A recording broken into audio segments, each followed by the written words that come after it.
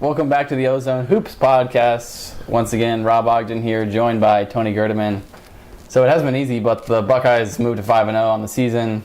They earned the 65-50 win over Wyoming last night inside Value City Arena. A little closer than everybody thought it might be at one point there. Yeah, even with the fact that they haven't looked great yet, it was still closer than a lot of people expected. I think Wyoming impressed a lot of people. Yeah, a little bit. With Michigan week for football, all the fans, the students especially, were singing, we don't give a damn for the whole state of Michigan. And then at one point they stopped singing that because they realized, oh wait, Wyoming. They were just like, we'll just run over Wyoming. We're just thinking about Michigan. And then all of a sudden Wyoming's up 43-39 with 14 minutes left in the game. Yeah. And I think there was a little bit. It got loud in there. They were trying to will their team to victory. No, when the fans are prompted, they can get pretty loud. That place can hold a lot of noise once the fans have something to get noisy about. Yeah. So they were down by 4, but they go on a 17-3 run, and then they hold Wyoming without a field goal in the last 10 minutes. So that was pretty impressive defensively. The thing I take away from this game maybe is that this team has been and was again so inconsistent throughout the season. We've seen them play lockdown defense. Yeah. Lockdown defense as good as probably anybody or better than anybody in the country. We finally saw them shoot the ball well in the first half last night. They shot like 47% from the field in the first half. But then they can't do it at the same time. No. Because in the first half you think they couldn't play defense. Wyoming was just driving the ball whenever they wanted. They were getting to the basket, and that, but Ohio State was shooting well, so, it was okay, but like you said, you can't. They're not able to do both at the same time right now for a sustained period. Yeah, Wyoming shot like 50% from the floor in the first half, I think. Yeah, 15 for 27. Yeah, and that was really the first half of basketball that Ohio State played all year where it was kind of a shootout on both ends. Mm-hmm. They hadn't played that way. They played the opposite way where neither team, when it was 19-19 at the half against Marquette. But I tweeted this last night. Wyoming had 34 points at the half. That's one fewer point than Marquette had in 40 minutes in that game. Yeah, so, it was almost fun to watch for a while. Yeah, actually it was. Yeah. And then it got exciting in the second half, and finally Ohio State got the defense together. Then there was a point where they couldn't make shots. They missed, I think, their first 8 looks from the floor. In the first 7 minutes, they didn't get a bucket until 13 something was left. Right. Yeah. So that's what we're talking about. They shot well in the first half, and then they go dry, and they played okay defensively. But when you don't make a shot, they had 38 points at the half. They only had 39, and they're down 43-39. Right. Yeah. They shot the ball from 3 well in the first half, and then they couldn't hit anything in the second half. They were 2 for 10 in the second half, and that's a scary thing about this team. They can look good, for a half, but you don't know what you're going to get for an entire 40 minutes, and I don't think you can even expect a great 40 minutes right now. No. Were you surprised that the first half went the way that were you surprised that they shot as well as they did? But yeah, I was surprised that Wyoming was able to do what they wanted on offense, and that, the one thing that defense isn't supposed to go into slumps because, that's a lot about effort and things of that nature. So, even when you're struggling, you could still defend, but, they weren't able to do that in the first half yesterday. I guess it's a good sign that we know they can score. Yeah. Because, there were some serious questions about that coming into this game. Like, can this team make shots? Right. But even then, it was only scored 38 points in the first half. Right. It was good for them, but that's average for, a team that wants to score. Right. Yeah. Is this something we're going to see throughout the season, or do you think they can put it together where they're getting a whole 40 minutes where they're shooting consistently and also playing solid defense for 40 minutes? I don't know if they'll ever shoot consistently. Yeah. I think they just have to find their most consistent group, their most consistent lineup, and then things will get better, because right now I think that Mata's still searching for that. I think, we know what he would prefer, but his preference isn't happening right now. Right. No, definitely not. The one thing that was interesting in the first half as well is they didn't get any fast break points in that first half, and they came into the season. We thought that was going to be their identity. Right. They were going to play great defense. They're going to be okay on offense, but they were going to get transition buckets, and their defense was going to kind of generate their offense. Yeah, that's one of the reasons you have 2 point guards out there, and almost a third in Lenzel Smith. Right. So you can do all of that breaking, and we didn't see it. But when that's not happening, but that was the weird thing about the game. They didn't get those points, yet they still scored 38 points in the half, which was kind of odd. Right, and I think they have to be pleased that they were able to shoot. They weren't able to push the ball, but they were still getting baskets. So like you said, that's the positive in that aspect. I think this team at its best is going to be a team that plays lockdown defense for 40 minutes and has runs where they can score. Yeah. But I don't think they're, like you said, I don't think they're ever going to be a consistent 40 minutes scoring team. But if they can put together runs where they can score and then generate offense from their defense, I think, and still play lockdown defense, I think that's going to be when they're the best. But they haven't even done that yet. Yeah, no, I think they have a lot of guys who are able to shoot. I mean, they could put 4 guys out there who can shoot. It's just a matter of them clicking at the right time together. Right. I don't know if we'll ever see that. Right. Going back to last week, Mata was really displeased after the American game. It was again, what did they win that game by, like 10? I don't remember. 10 or 12. 10 or 12. But he was displeased. He said after the game that he just didn't think they got better. Yeah. Which, is what these games are for. Because, when you're playing these cupcakes, the point is it's almost like a glorified practice. Right. You know. But he said they didn't get better. Sam Thompson called it a wasted opportunity.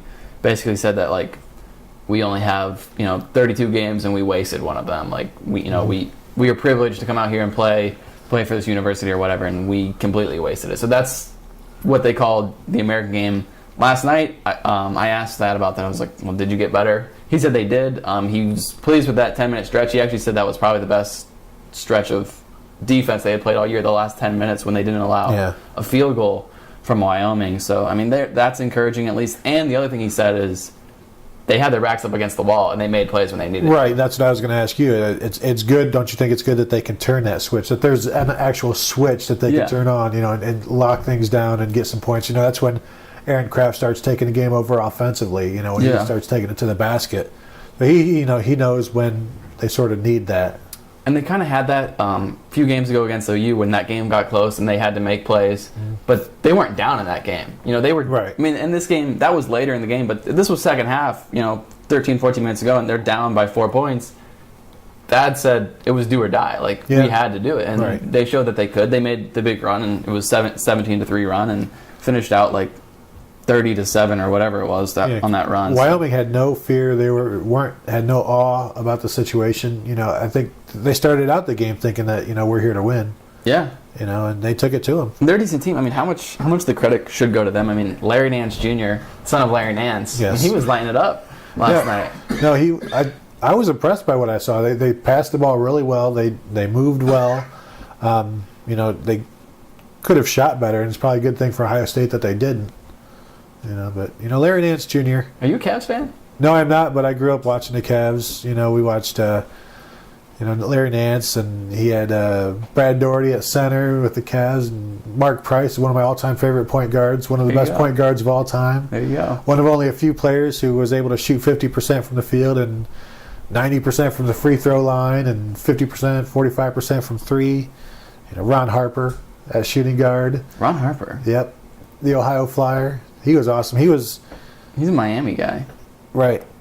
Yeah, he went to Miami. He was on that 96 Bulls team, wasn't he? Yeah, he was with Jordan on that team. He actually was supposed to replace Michael Jordan once Jordan retired, but by then his knees were shot. But he had Craig Elo on those Cavs teams and John Hot Rod Williams. I can go on and on. Wow. Are you sure you're not a Cavs fan? No, I'm not. No, but I watched a lot of NBA back in those days. All right.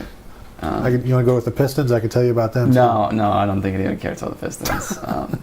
Regardless, Larry Nance Jr. throwing down Larry Nance style last night in the shot. He had 17 points, I think 10 or 12 boards. Yep. He looked impressive. And it was kind of a homecoming for him. He said it was, after the game, he said it was a dream come true to play on this court. He looked like he belonged. He did. So that was kind of fun to watch, at least. And what is it with the Ohio kids coming back and lighting it up inside the shot? When they played OU, you had the two Columbus guys doing that, causing problems as well, and then Larry Nance Jr. It's the biggest stage they're ever going to be on, so... I don't know about that. I think anybody that goes to Ohio, once you come to Value City Arena, the VCA... that's the biggest stage an Ohio player will ever play on. Okay. Ever. Let's think about it. Ever.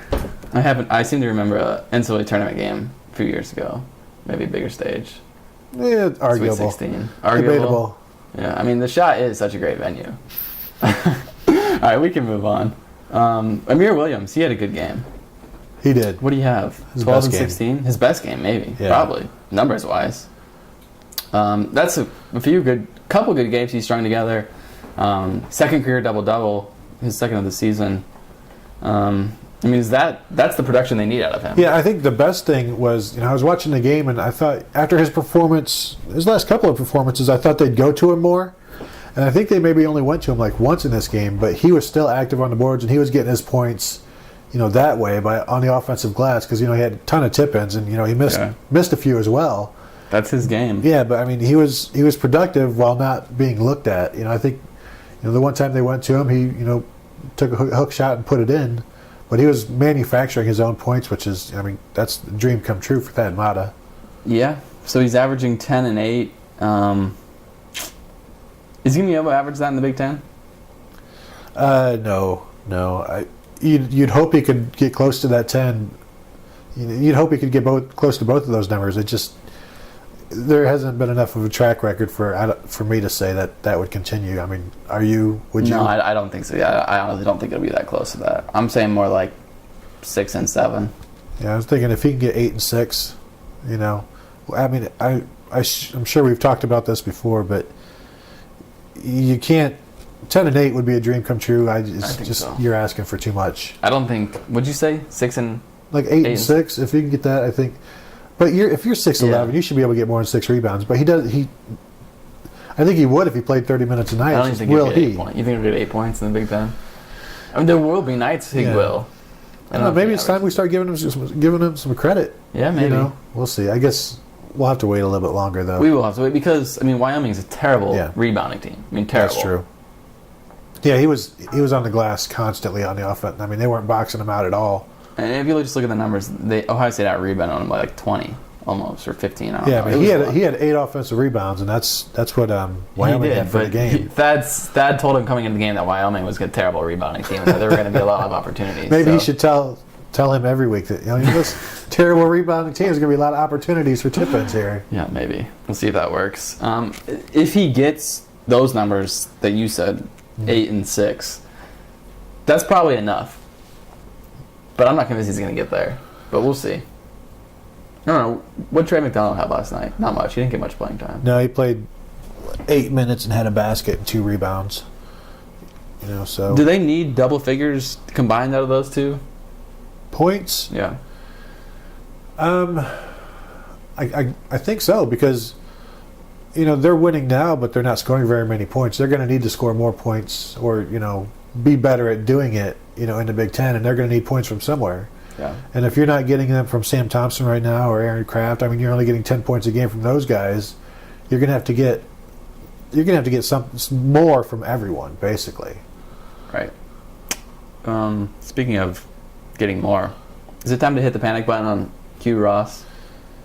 Yeah, there's time to hit some type of button. It may not be a panic button. What other type of button would you hit? Time to get worried button. Maybe think about getting worried. Think about getting worried button. Yeah, it's like you hit that button to open up the case for the panic button. Oh, well, yeah, I've hit that button by now. Yeah, you think so? Oh, I have. Yeah. There's something going on. Maybe there isn't anything going on. This is just who he is. Well, that's not good. Exactly. Then, you hit the panic button. If that's the case, if there's nothing going on, and you want something to be going on. Yeah. If this is who Q Ross is, you've already hit the panic button. Yeah. How much longer can you play him? How much longer can you start him? You can't start him if this is it. Yeah. You cannot start him. But I don't think this is. I don't think anybody thinks this is it. I know Mata doesn't think this is it. How many games of this before this becomes it? How many? We're 5 games in and nothing has changed. I think we have to wait till the Big Ten starts. It's just, these games, it's hard to judge anything in these games, really. But if you're not playing well in these games. That's true. Big Ten is harder. So, yeah. It's, he turned it on. But we got to see what he can do in the Big Ten. Yeah, he turned it on in a tournament last year, and I just wonder if he thought everything was going to be easy this year. I don't know. Yeah. And it's not. Last night he sat from the 15-27 mark of the second half, didn't come back in. It's the 3rd straight game he sat the majority of the second half, which is... does Thad Matta have a history of doing that? He has a history of sending messages, and if you're not doing what he wants, he has no reason to play you, especially if you're struggling. So, it's hard, but in baseball, if you're in a slump, they say just keep swinging, But he's he can't keep swinging because he's on the bench. Yeah. Well, I mean, he's swinging when he's out there and he's not hitting. That's true. You know, I mean, he was 1 for 7 again. I mean, what his shooting percentage this year is? I mean, is he over 16%? He's 2 for 20 in his last 3 games. Yeah. He's 10 for 44 on the season, which is 23% from the field. Yeah, so, I mean, and you might not even notice that he's not out there against Wyoming or American or even Marquette when they shoot 3% from the floor. But I mean, this is gonna hurt big time if things don't get straightened out before they get out of Cupcake Road. Right, because I mean, he is a scorer, and when he's not out there, then it was Sam Thompson yesterday who can go an entire game without really looking to score. Right, and you can't have that because this is one of the spots you expected to get points from. So if Sam Thompson is out there, and he played really well on defense. And Mark Loving is the other guy who steps in at that position. Those guys aren't scorers yet. And, so you're going to need it from Aaron Kraft. You're going to need it from everybody else. And those are other players who may not want to shoot right away. Like Aaron Kraft had so many opportunities to take a jumper in the first half, and he wouldn't do it. Take one. You've got to – it's almost like pulling teeth with that guy because he's just not comfortable shooting right now, Kraft. I guess the good news, if you want to look at this glass half full, and Aaron Kraft said this last night, is that, well, they're 5-0, and they haven't had LeQuentin Ross play at his best yet. So if he does get back to his best, they'll just be that much better. Yeah, I think with him at his best and everybody else where they are, then I think they could beat anybody in the Big Ten. Yeah, if LeQuentin Ross is what he was at the end of last year in the Big Ten or in the NCAA tournament, if he was that now, which is kind of what we thought he would be, or it's what he should be right now. What he should be. Who they're playing. I think this team's. I mean, they're a legitimate top 10 team in the country, and they could easily compete for the Big Ten right now. They're the number 6 team in the nation right now, and I don't. Yeah. I mean, I was surprised to see that yesterday because I can't get into the rankings this early in the season. When I saw the Buckeyes were 6th, I just wondered how because. They had the Marquette win is a really good win. It is going to get better, and the Ohio win is probably a good win as well. But then you watch what they do what they do against American, what they do against these guys.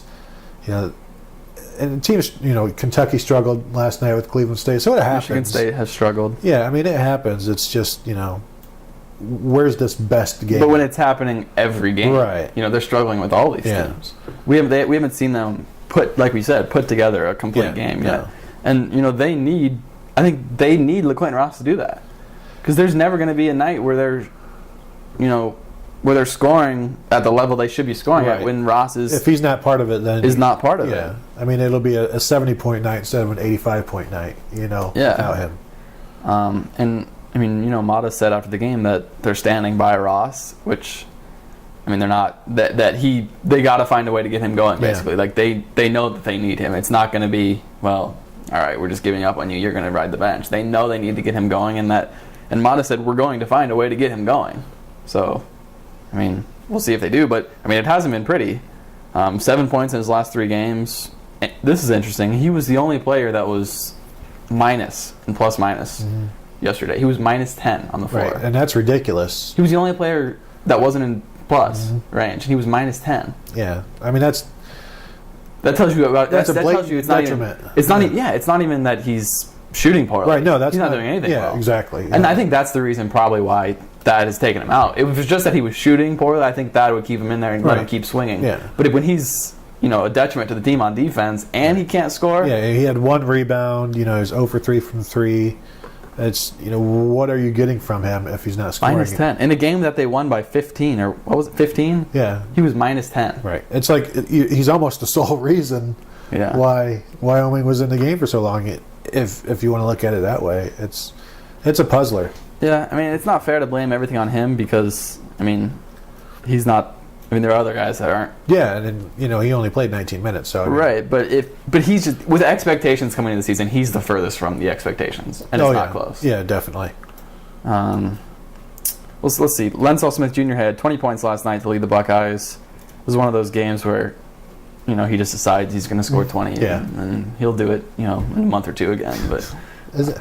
Yeah, I mean, it's clockwork, and how unpredictable and consistently irregular, it's like you said, it'll be another 5 or 6 games or 9 games before we see it again, and his next 3 games he'll have 20 points total, and That's just life with Lenzel, and it drives Thad crazy. He was hot though. He was hot from 3. What did he hit like? He was 5 for 8. He took good shots too. He forced maybe one or two, but everything else was in a rhythm, which is what you want from him. It's when he starts chucking stuff up when he's cold, and you just want to shake him and be like, what are you doing? The interesting thing is, this is now the 3rd straight game that Ohio State's leading scorer for the season has changed. Yeah. First, it was, or 3 games ago, it was Scott, or was it Thompson? It was one of those two. Yeah, it was one of those two. I think it was Scott. And then it was Thompson, and now it's Lenzel. Is that a good sign? I mean, it tells you they're kind of getting the balance they want? Or, I mean, what does that tell you about the team? Well, they're getting the balance they want. I just wonder if they'd want more points from that balance, because right now Lenzel's leading them with 11.6 points a game. Shannon Scott's 11.4, and then you've got 10.4 and 10. And one of that 10 is Amir Williams, and we don't expect that to stay there. Right. So the consistent. Mata said he wants them all back to back as far as point totals. Right. But he wants them higher. Right. Who's next on that list? If it's going to change again after the next game, who's the next guy to go? I'll go with Aaron Kraft because he's at 10.4. Lenzel's at 11.6. We know Lenzel will score 4 points in this next game, something like that, and he'll drop down. Kraft will, maybe get one of his 20-point games thanks to, 10 free throws, and then he'll jump up there, and then, then it'll be Sam Thompson's turn again. I don't know. Is that the rotation, or will it be Shannon We'll Scott? have to see if it goes around, or maybe Andrew Goldstein. I think the thing that Mata wanted, the 11.6 is fine from Smith Jr. The 11.4 is great from Scott. The 10 is about what you thought you'd get from Kraft. The 10 is great from Williams. If it was at the top of that, LaQuinton Ross with 13, then it'd be great, right. But when you take him away from there and you put him down at, what is he, 6? Yeah, he's the only thing missing from like the lineup that Mata would take. These guys are almost what. I mean, Scott, if you had said 11.4, you'd be like, oh, okay, that's kind of where they need him. Kraft was 10, that's where he was last year. Mm-hmm. Williams, that'd be incredible if he could stay there. We don't think he will, but if you had Ross up there, then you're looking at what we thought they would be, which is pretty decent, Yeah. But if they're not getting that, then... Well, I mean, the good thing is, Ross is capable. Yeah. I mean, we've seen it. So maybe once, something clicks, sometimes it just, the calendar turning, you think back to, before your time, which is ridiculous, but Ryan Sandberg, the greatest second baseman of all time, played for the Cubs. Greatest second baseman of all time. Yeah, much better than Joe Morgan or Roberto Alomar. Those guys are jokes. But anyway, Sandberg couldn't hit in April. But once the calendar turned to May, that's when, he'd become a 300 hitter. Are you a Cubs fan? Yeah. What? Really? Yeah, not usually during baseball season, though. You're a Cubs fan not during baseball season? Well, it's no fun then. Well, not for a Cubs fan. No. So what are you a fan of during baseball season? Football. During the summer? So during football season, you're a Cubs fan? I'm a fan of not watching baseball during baseball season. But you call yourself a Cubs fan? I'm a Cubs fan. I am a Cubs fan. It's just, I'm not going to devote time to, watching a loser. You want to defend your reasoning, or you just... I have other things to do. It's not like you hopped on the bandwagon because... No, I've been a Cubs fan. Because Cubs aren't even good, so... Why are you're not from Chicago? Well, my T-ball team was the Cubs. Oh. So that's how I became a Chicago fan, in all major sports. Because of my T-ball team. I didn't know this. Yeah. So you're a Bulls fan? Yep. And I became a Bulls fan before Jordan came. You're a Blackhawks fan? Yep. Well, once the Blue Jackets came. Yeah, come on, man. No, I'm a Blue Jackets fan. And you're a White Sox fan? No. You said all sports. No, I was Frank Thomas fan, but no, you got to choose one or the other. You can't be fans of both Chicago teams. You're a Bears fan? Yeah. What do you think about the Bears? I don't really care about pro sports anymore, though. Maybe it's because I'm a fan of Chicago sports. I just the Derrick Rose thing does not bother me at all because I'm not a big fan of professional athletes anymore. Okay, well, getting back to the Buckeyes, Aaron Kraft. I mean. Do they need him? I mean, he had 0 points in the first half, but they still had 38 points. Can they score without Aaron Kraft? I think this team is better when Aaron Kraft is a consistent scoring threat. And you saw, the difference in the outcome in the second half when he was attacking the basket. Yeah. And when he's passive, that's fine if everybody else is scoring around him. Yeah. But when they're not, then he's just one more thing holding the offense back. Yeah, I think they need him. I mean, Mata said he took over the game in the second half. I think that's what they need from Kraft. I mean, he said, I'm not going to force things if my teammates are making shots, which they were, but it was also Wyoming, Right. I mean, you're a point guard. You should be able to take over a game and still get others involved. That's what point guards do. Exactly. So we'll see what else he does. What about Sam Thompson? He played quite a few minutes there. Is he? I mean, Mata said he's not thinking about changing the starting lineup. Right. But I mean, how valuable is Thompson to this team at this point with Ross playing the way he is? I mean, he can play three different positions, so you can bring him in for anybody. So I think that's one good reason to keep him as the sixth man, because he can, no matter who you want to take out. I mean, he's the guy that would go in, right? Unless it's Amir Williams. But if you put him in the starting lineup, then you're sort of hamstrung on who you're going to bring in for whomever. So I like his role right now, and plus he's such an up and down scorer as well. I mean, you can't really count on him to be a scorer at times. Who can you count on? That's the thing. That's always going to be the thing. And we thought it would be Ross. Yeah, but you're right. That will always be the thing with this team until Ross clicks the switch on and starts being the consistent scorer that I know they hoped he would be. Yeah, and I mean that's obviously going to be their downfall in the postseason. Is that if they can't score, they got no chance. Right, and it only takes you only have to be hot for 6 games or maybe 5 games, to do something. But that's having them being hot for more than 2 games. I think. Yeah. What's your philosophy on that for basketball? Because there's the saying in football, defense wins championships. Can you win with defense in basketball in the tournament? No, you need to be able to shoot. That's why I always say it's always guards and 3-pointers. Yeah. I mean, that's the teams that the mid-major teams that go far. Mm-hmm. It's because they shoot lights out. Exactly. And you can guard them, but they'll just step out and make it because they're on fire. Yeah, it's not because of their man-to-man defense. No. No, it's you got to be able to shoot. It's because they get a couple of guards that can shoot light. It's not even because of their big men. Yeah, and you always look at they talk about Syracuse's matchup zone and how it's always so tough, but if Syracuse can't shoot, they're not going anywhere. Yeah. What about De La Valle? What do you have, 15 minutes? Yeah. Yeah, you mentioned that he was playing a lot in place of Scott. Right, my theory is that What's your Shannon theory? Scott did not play much because it was a technical foul. Technical foul. Yeah. Did they? I mean, we didn't get a chance to see it because we were at, we saw it happen live, but it was hard to see what exactly happened with that because I'm sure you saw the replay. The replay was Shannon Scott, like pushing him off with the forearm and then the dude taking a dive. So, I mean, they showed it in slow motion, so it looked worse, I think, in slow motion. But it definitely looked like he took a dive and that Shannon Scott didn't push him hard enough to get him to fall down all the way to the ground. Yeah. But anyway, De La Valle, how many points did he have? He had 3. Yeah. I mean, what's his role? Is he a big minutes guy, like an important minutes guy once Big Ten starts? No, I think he's the guy that, sort of like we've seen him so far, he'll get a few minutes here and there.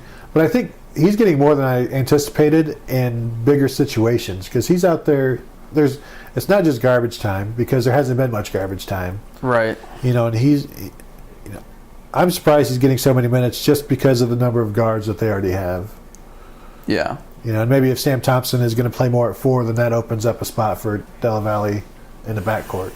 Yeah, he's averaging 14 minutes now. We said 10 before the season started. I mean, that's obviously going down. Yeah, it's going down. I mean, he's playing first half minutes in all these games. Especially if he's not going to shoot well, and he's not. Oh, yeah. So, I mean, and he had some flashes, but he also made some mistakes last night. So. Yep. Let's see. Before we get back to, let's see. North Florida on Friday. Maryland next Wednesday. So we'll talk about that next week. Can you tell me North Florida's mascot? Let's see, Florida. I don't know, something about. Wait, do you know it? Oh yeah. How do you know it? I looked it up before the podcast. Yeah. I'm not an idiot. Is it obscure? Or is it something common? It's an animal. An eagle? No. Close. Some sort of bird. Some sort of bird. Those Florida teams love those birds. Yep. Not a pelican. I don't know. Osprey. I would not have ever guessed that. That's their mascot? Yeah, pretty weak. Yeah, I mean, are those things tough? Pretty tough. Osprey? You can poke your eye out. Yeah. Anything else? Poke plenty of things out. I mean, you think North Florida's tough, though? Are they as tough as their eye-poking mascot? No, I doubt it. But if they start poking eyes on the court, that's pretty tough. That could get real. Yeah.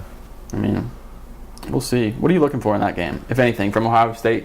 An area they need to improve, one thing that you want to see from one certain player? How about like just that? 80 points? Just an 80-point game. I mean, is that so much to ask? No. I mean, they scored 89 against Morgan State. They had 79, although like 74 of those came on the free throw line against Ohio. But what's going to happen. I mean, it's the day after Thanksgiving. Everybody's going to be like, so you're nobody saying wants to be there. Everybody wants those Big Macs. Those 80. Is that 80 points, right? They get the Big Macs Is it 70 for fries and 80 for Big Macs? I mean, people are they're gonna be tired of their Thanksgiving leftovers by then. They're gonna want their Big Macs. And McDonald's will finally be open after being closed the day before. Right. So yeah, they will. They'll be clamoring for some Big Macs. So you're predicting 80 points? No, I'm predicting about 65. Oh, but you want to? You think they need to? We need to see some offense. We do need to see some offense. Where is that going to come from, though? Free throw line. I mean, don't you need to have a good game before you head into the Big Ten ACC Challenge with Maryland? Yeah, I mean, what is Maryland? You're going to have a pretty decent break as well. I mean, it's 5 or 6 days between games. Yeah, I mean, what has Maryland done this year? I didn't even pay attention. Is that a tough game? It's ACC, but they're 6-5. Really? Yeah, they're 2-5 in the ACC. Oh no, I'm looking at the wrong thing. You're looking at football. Gosh, man, it doesn't matter. This thing's so confusing. What are they? They're 4-2. Any good wins? Who are the losses to? They lost to UConn and Oregon State, and they don't really have any. They beat Providence. I mean, it's at Ohio. It's at Columbus, so the Buckeyes should win. Yeah, we can talk about that next week. Yeah, it'll be like an ugly Marquette win, maybe. Yeah, we're gonna get used to seeing Maryland. Yeah. Big Ten. All right, we should wrap this up. We're rambling. Yes. Anything else? Nope, I'm good. All right. Thanks for listening, everybody. We'll see you next week after the game against the who? The North Florida Ospreys. The Ospreys. All right. Peace out. That's it.